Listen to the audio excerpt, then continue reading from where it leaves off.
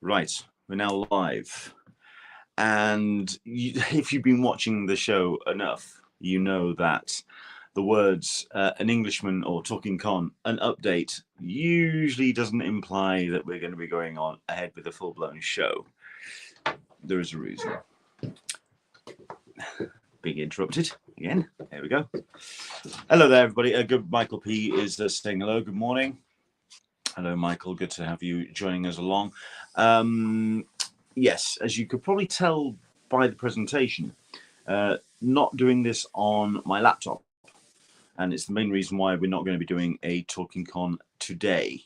There's been several things that have been kind of interrupting, including some technical issues with the laptop. So we're going to get that sorted out. But not only that, but there's other things that have been hanging around in the peripheral, which means I haven't been able to put together a full show for today. However, I wanted to come on and explain why, and also what we've got coming up and when it's going to be coming up, and also going to be talking about some other things that have happened this last couple of days, and also what's coming up as well. Andrew Dickinson says hi. Dan Berry says hi. By all means, everybody, jump in. Let us know where you're watching from, what stream you're watching from. Are you watching on Twitter? You're watching on Twitch, of all things? Are you watching on Facebook? Let us know. Into the Blue Mister saying hello, hello, hello, hello, hello. Good morning, good afternoon. Welcome along. Okay, and David's saying hello. I'm not too sure which David that would be. Say hi, David. Yeah, I get it, Dan. Thank you. Anyway, and Chuck Cook saying hello, howdy y'all, how are you? Technical issues with laptop spill drink. No, not this time. This would be updates and running out of hard drive space, because this is what happens when you decide that you want to encode a load of videos for 3D for your Oculus. And yeah, at the moment it's updating itself and it's doing some very strange stuff. JK, hello, watching from California. Go Everton. Hardcore. There you go, football fan. All right, so a couple of things that we were going to be doing on today's show. First things first, we were going to be talking to somebody about Portsmouth Comic-Con, which is currently taking place, or it's wrapped up today. It happened yesterday and today. So hopefully we're going to be talking to somebody about that. They're a little bit tied up, sorting themselves out, getting out of Portsmouth and getting out of the convention.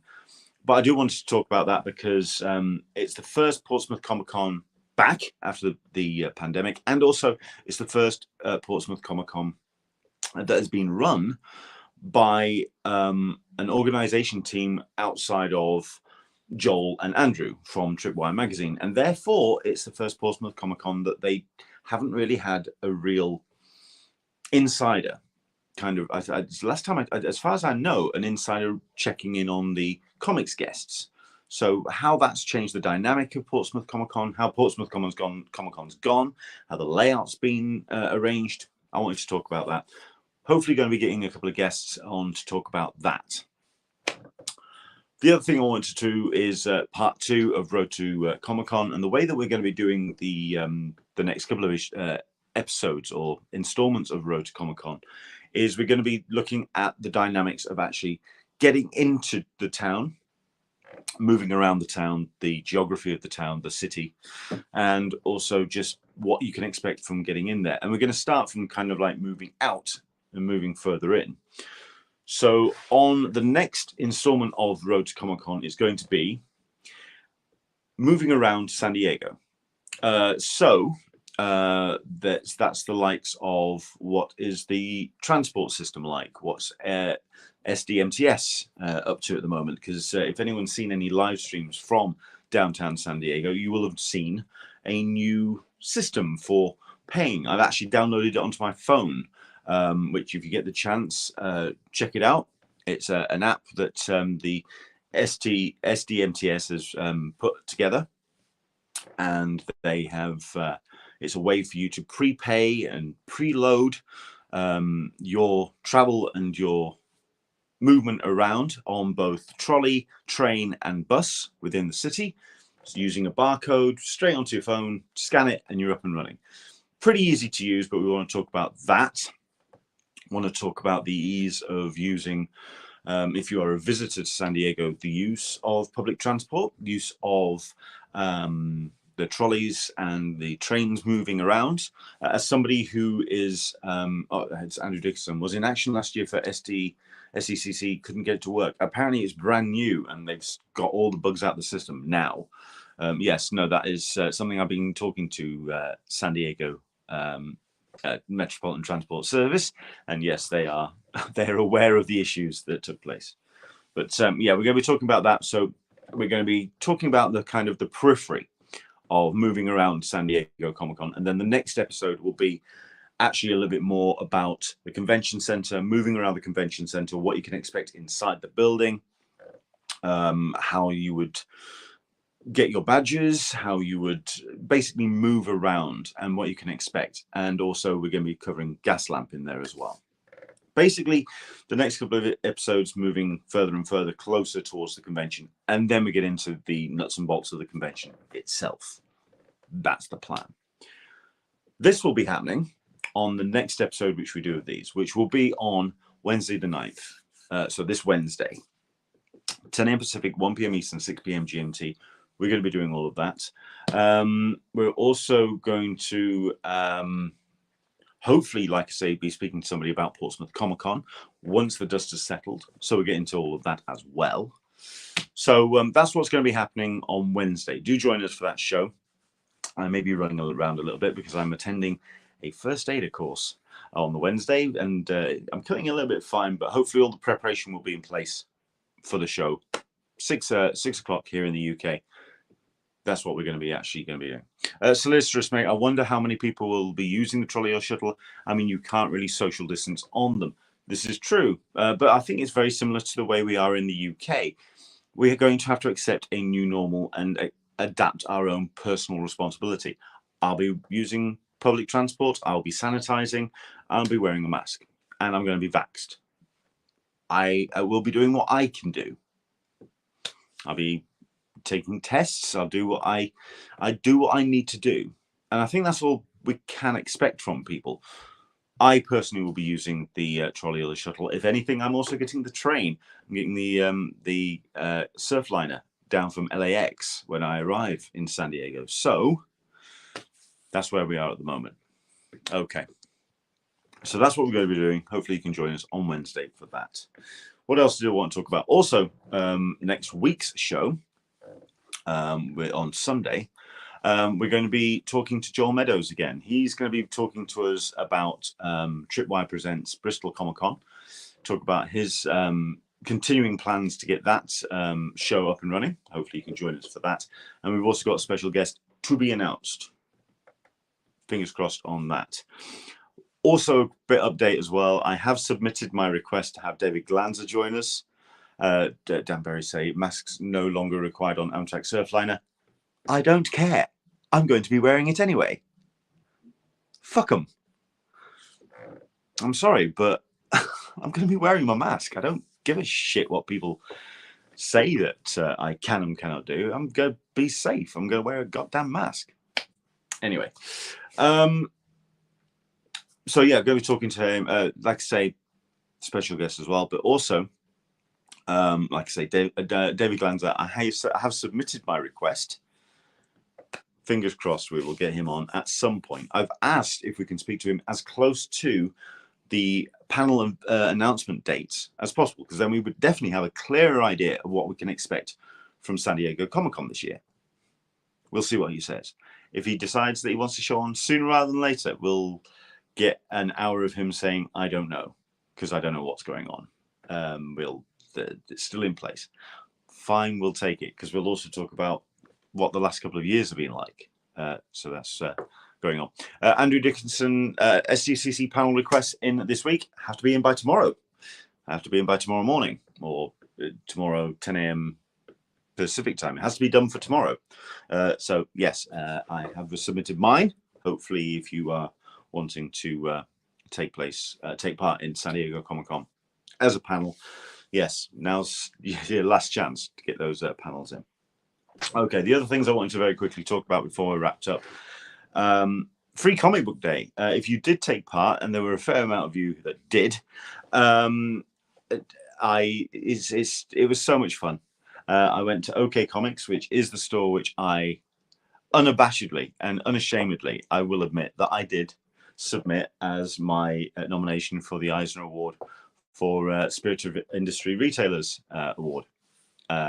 Because I think OK Comics just puts so much effort in to having a inclusive and welcoming and warm reception for people coming into the store. They put a table out with some Jamie Smart coloring utensils, lots of crayons, people that kids could sit down and just take part in drawing. There was a sale happening upstairs. I avoided that like the plague because I couldn't afford, because I already spent way too much money on my pull list, which I was about a month behind on. And some great comics. I mean, the thing about Free Comic Book Day, it's all about the free. Look at that little lot. I've yet to actually go through the kind of the listings that's on Free Comic Book Day. freecomicbookday.com. You can actually check out. But yeah, absolutely incredible. The range and the selection of free comic books. So I mean, I'm going to just point to a couple of highlights. It won't always be like this. That's a pretty damn good book by Malaka Galib. But I mean, it's just such a bewildering array of different styles and types, and your kids' books, and the Guide to Collecting Comics, the Overstreet Guide to Collecting Comics as a actual comic strip. So I quite liked that, and we want to read that as well. Sonic the Hedgehog, Doctor Who, featuring the Doctor everyone wanted and didn't get because the new Doctor's been announced today. What's your thoughts on that? I have not seen Sex Education. I have not seen the person up and running. I don't know what they're like as an actor. So, yeah, what do you think? Have you seen the show? What's your thoughts? But that's, I mean, Red Sonja, Spider-Man, Venom. It's just such an amazing selection. So I'm going to very quickly go through the ones which I really, really liked as a kind of a throw out to this. So Jadzia Axelrod and Jess Taylor's Galaxy, the Prettiest Star, which comes out in the next couple of months, I believe, published by DC. That's a really touching, beautifully rendered. I mean, it's a gorgeous looking comic. If you've not checked that out, that's very, very good. Shannon Waters. And this is by Boombox, their new book Hollow. So a nice preview of that.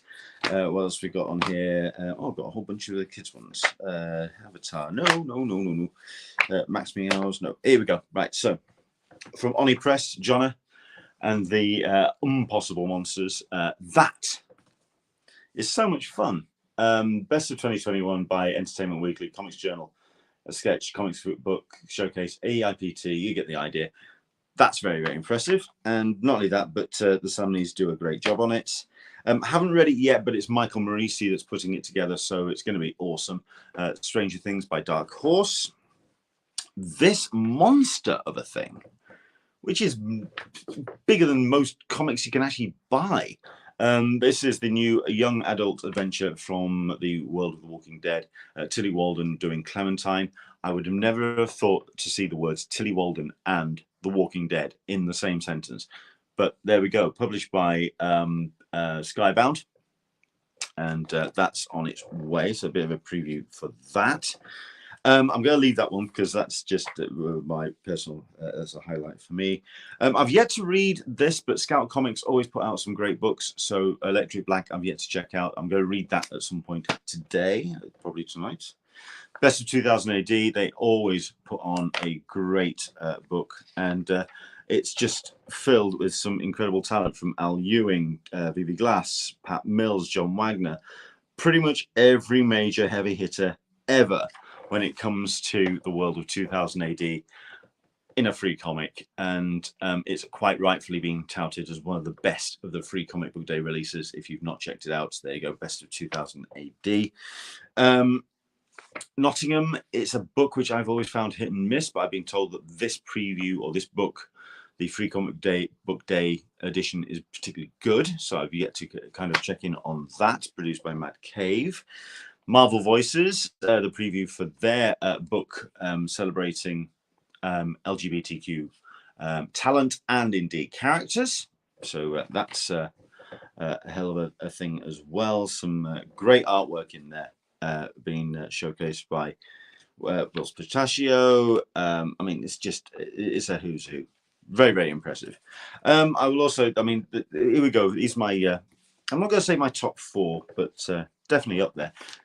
Teenage Mutant Ninja Turtles. It's the Turtles. You can't knock it.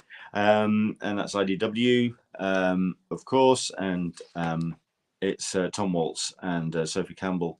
And yeah, doing a great job on that. It's really dark, and it's not a disposable story at all. Very, very impressive indeed. From Aftershock, which I will continue to tout, but I think they're definitely skewing towards the more darker, grimmer, grittier kind of stories. There's no light and fluffy with Aftershock at the moment. They're leaning into their brand, and yeah, Bunny Mask is what they've brought out this time. Paul Tobin and Andrea Muti on that. So it's Bunny Mask Tales. So that's very impressive. And then this, which I got for the missus because she happens to be a fan of the comics as it is.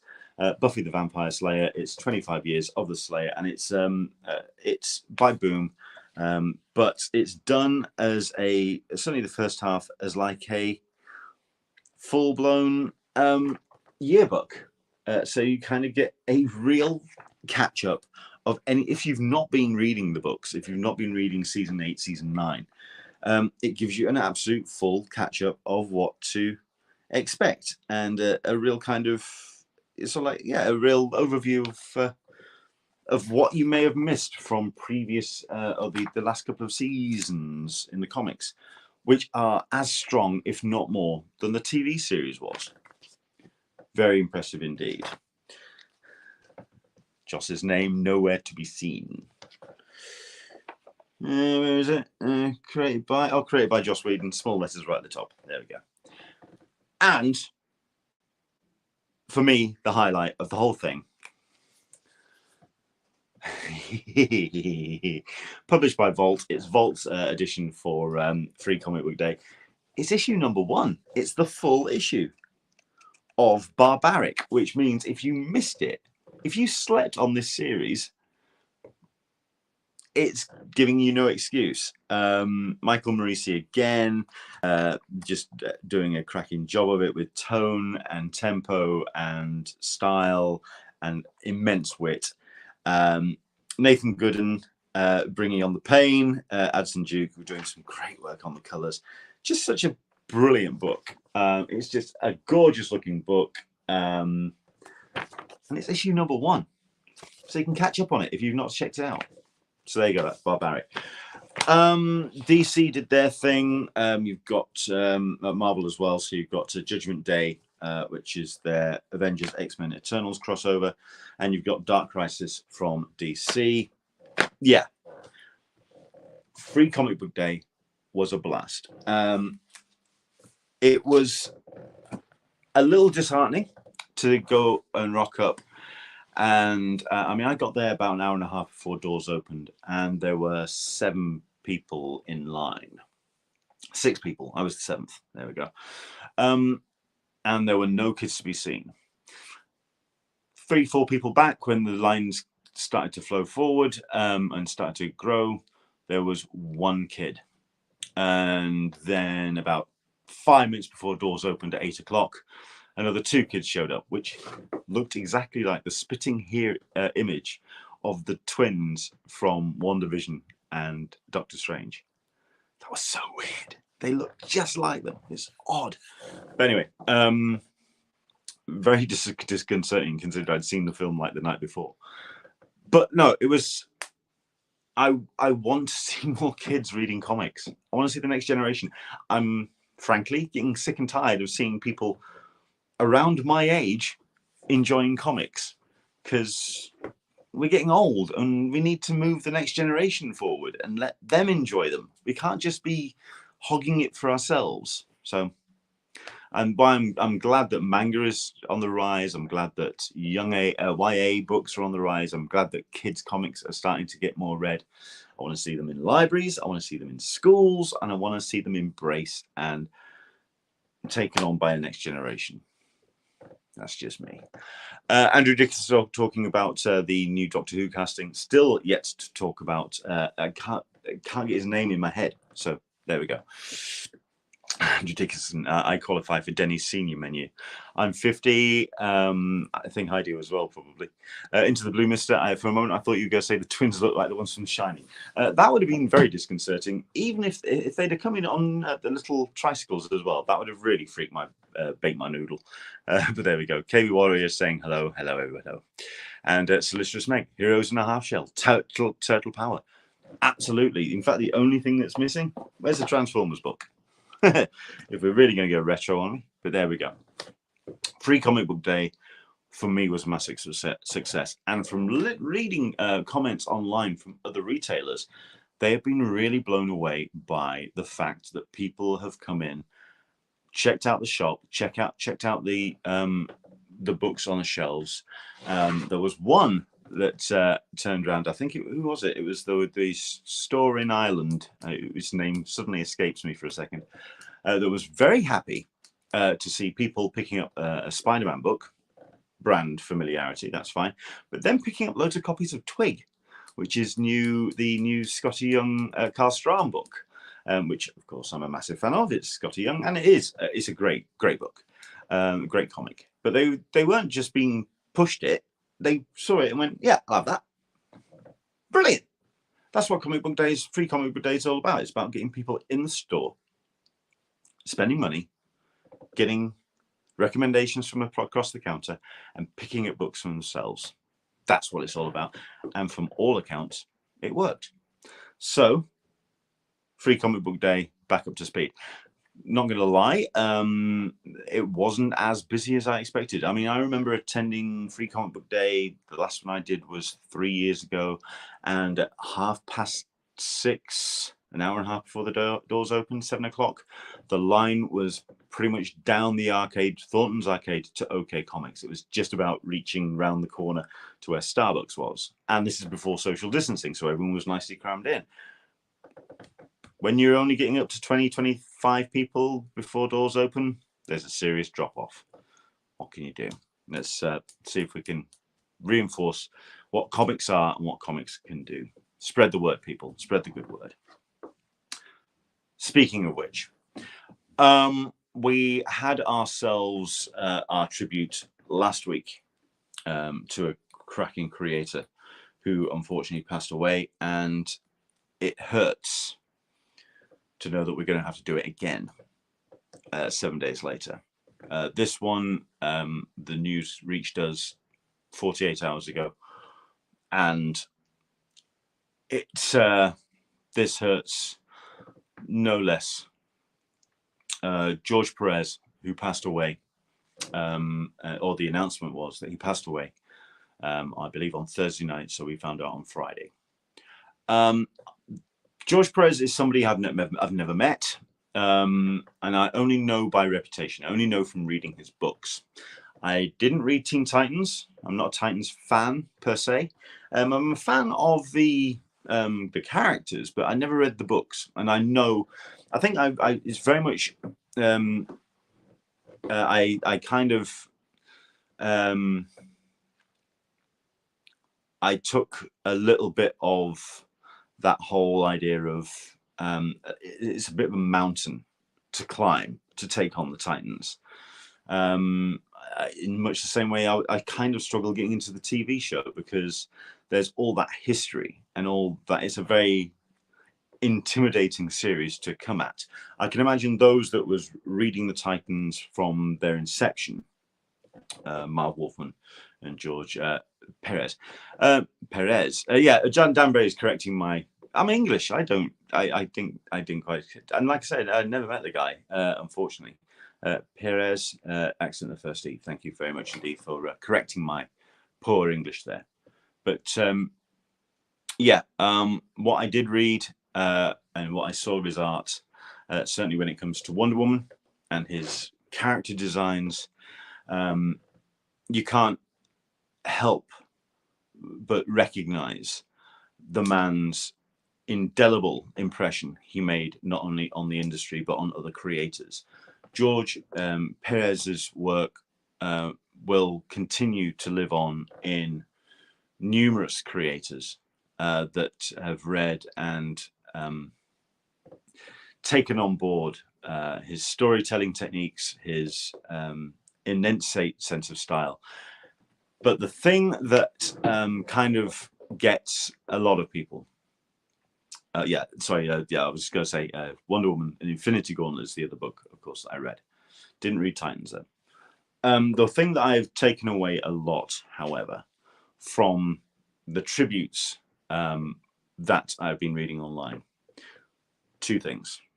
Number one, his immense heart and sense of humor and general personality. He was an absolute force of nature, especially if you met him at a con, apparently. He would smile, joke, spend time with you, really kind of connect and do his best to connect. And if you were a creator, he would spend even more so. And it's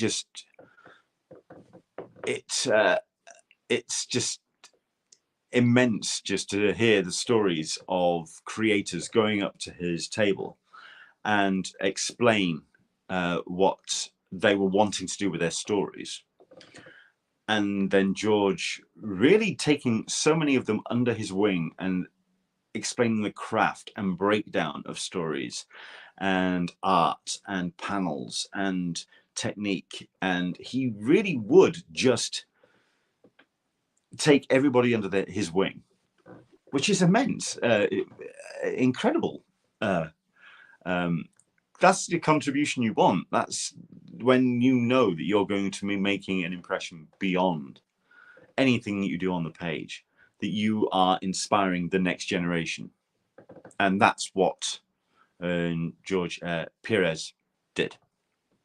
So listeners make, your English is not a good excuse for messing up a name written in English. Your country invented the language. As far as I know, it's a Mexican name, so I have an out on that. Thank you.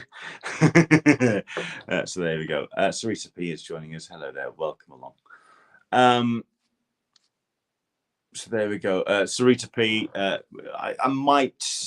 think I've said enough online about Doctor Strange. I think I'm going to leave that one to others because not because I'm second guessing what I'm thinking about the film. I stand by everything I said in my live stream, which I did when I came out of the screening on Friday night. I still enjoy it, or enjoyed it. I want to see it again. I don't believe it's for everybody. I've seen the headlines today that it's like the 11th highest grossing opening of a film in box office history or something, which is incredible. But I think it's going to have a hell of a drop off because it's not a film for everybody. And it's just going to be a real, it's a challenging film. A lot of, I mean, and it's also, if it's question, it made me question anything. It's question my allyship. I like to think of myself as a feminist, and every time a white bloke says that, you really need to roll your eyes. But I do try to be a feminist. I believe in equal rights. I believe in supporting women's rights. I believe some of the laws that are being pushed forward by some senators in the US stagger the shit out of me. But there was several articles which I read and I just went, I may have to reevaluate my thoughts. The way that a character is treated in Doctor Strange, don't worry, spoiler free. The way that a character is treated in the film is particularly brutal. And the motivations for that character throw that character well and truly under the bus from the development we have had previous to this film.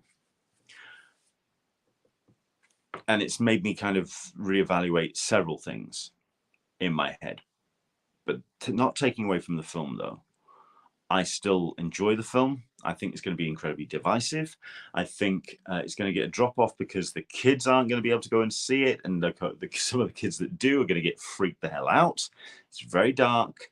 It is an absolutely Sam Raimi movie. This is the guy that directed Army of Darkness. It's the guy that directed Quick and the Dead. It's the guy that really kind of puts the bump in the shadows and the creature under the floorboards. He's a nightmare maker, and they hired him for that. And apparently, they even toned it down. What that film was like prior to that, wow!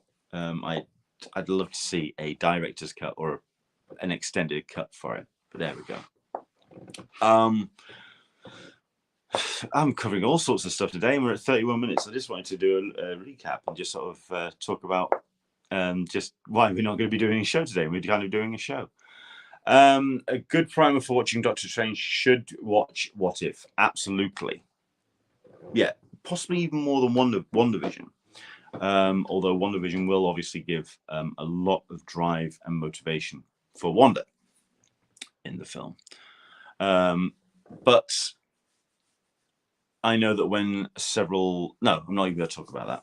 Not even going to get into that. There we go. We'll give it another week and then we'll talk spoilers. Let more people get to see the film. Although, like I say, with an 11th highest grossing box office opening, I think a lot of people will be seeing that film. But we'll talk about it properly next week. A bit more spoilers. But I am not that guy. I will not get into spoilers just yet. So there we go. It's 3 days open, for God's sake. You don't talk spoilers 3 days into. So there you go. Right. So Wednesday, 10 a.m. Pacific, 1 p.m. Eastern, 6 p.m. GMT. We're going to be talking about moving around San Diego. I've got screen caps of the app so you can see what the app looks like. And Jim Watari, have you just joined us, sir? I hope you did not just join us, Chris. So, yeah, that's when we're going to be doing a show talking about moving around San Diego, a little bit more of the periphery, as in public transport, what's it like to move around on foot, a little bit further afield. So we're going to be talking Gaslamp. Not so much, basically, it's going to be everything outside of Pacific Highway and the convention center. What the actual moving around of San Diego is like.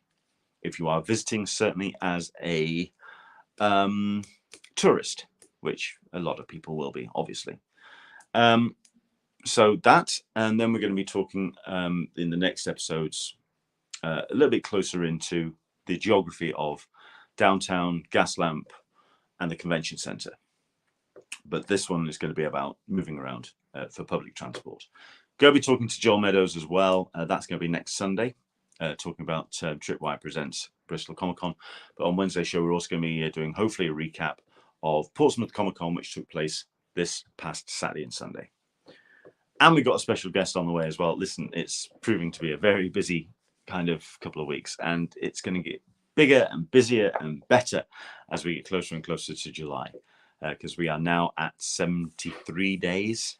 Should have had it on the screen. The countdown is cracking on. 73 days. Are we there yet? It's something like that. Okay. That's us. Thank you very much indeed. It's just been an update, but the actual proper episode for this season, Wednesday, 10 a.m. Pacific, 1 p.m. Eastern, 6 p.m. GMT. Hopefully you can join us for that as we talk moving around San Diego and giving you some screen caps, some video capture of the new app. If you've not yet seen it, if you want to head to your app store and search for SDMTS and look for their app, which allows you to get around San Diego with a barcode on your phone. We'll talk about that and how to use the app and how to get the most out of it. We'll talk about that, especially if you're coming from out of town, because there's one or two hiccups. We'll talk about all of that on Wednesday's show. Okay, from me to you, take care and enjoy the rest of your week. Like I say, Wednesday for the next episode of Talkin Con, a cup of tea with an Englishman in San Diego. From me to you, we'll see you soon. Take care.